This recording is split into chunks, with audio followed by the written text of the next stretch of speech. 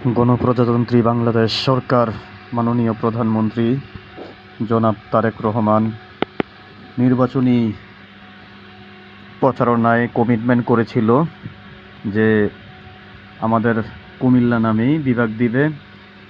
ইনশাল্লাহ গতকাল উনি কুমিল্লা এবং চাঁদপুরের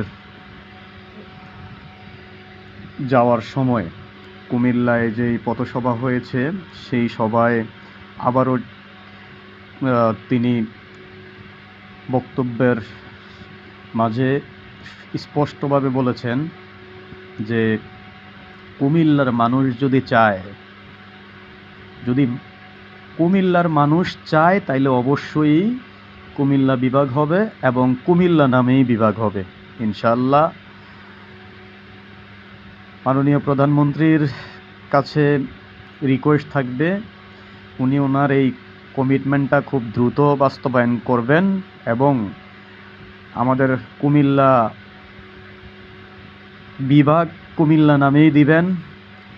কুমিল্লার লাখো লাখো মানুষের একটাই প্রাণের দাবি, সেটা হচ্ছে আমাদের কুমিল্লা বিভাগ কুমিল্লা নামেই হোক।